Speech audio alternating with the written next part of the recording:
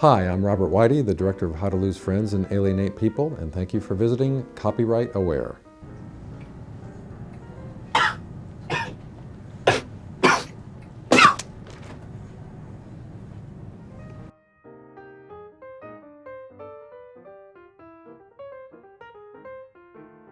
To me, the most rewarding part of the job is actually the personal relationships, both with cast and crew.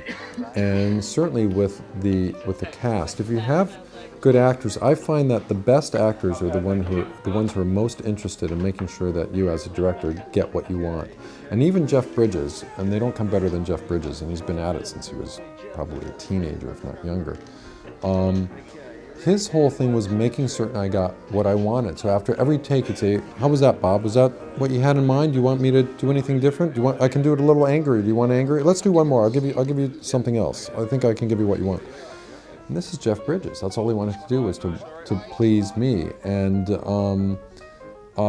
was great to be able to work with them. And Simon Pegg is very instinctive, but we both have a strong point of view about comedy and just we would go off and talk about sort of the comedic presentation of his character. And that I just found very fulfilling, to really work with actors, to work with great actors, and just feel it all come together and shoot it and get exactly what you want, and then look at it in the editing room and just see sort of the fruits of the collaboration. I found that very satisfying.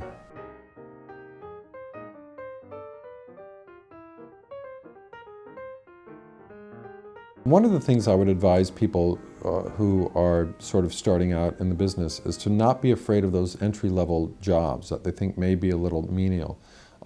My first job was working for a production company, doing all kinds of errands, putting gas in their cars and getting their lunch and making copies and going to the bank and doing errands for them. And I got paid very little money at the time. After taxes, I think I was bringing home $127 a week. But that company then later on became very essential to me, helping me get my first film made. So you never know where it can lead, and I think even if you take a small job like that, really throw yourself into it and be responsible and really show what you can do, because you never know who's going to be watching and who may be able to help you out later on.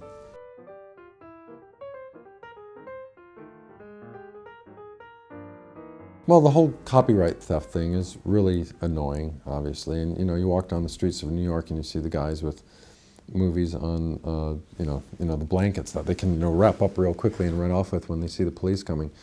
Look, I mean, there's people who don't play by the rules in every aspect of any business, and white collar, blue collar, no collar.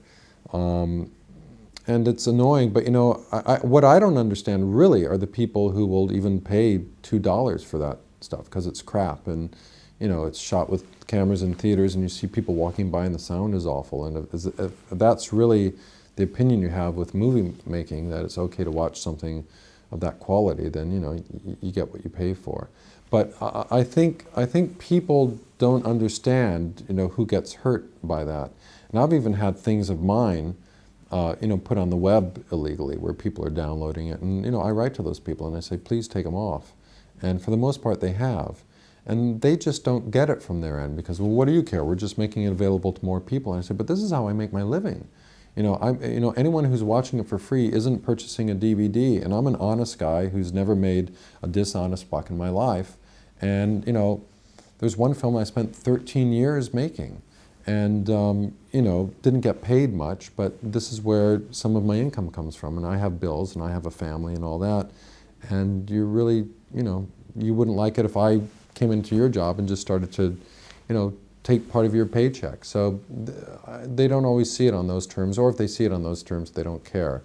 But I'm absolutely behind any kinds of laws to put an end to that, and how much they can actually stop it or just curtail it a bit, I don't know, but you have to question the mentality of anyone who sort of, well, I guess who breaks any law.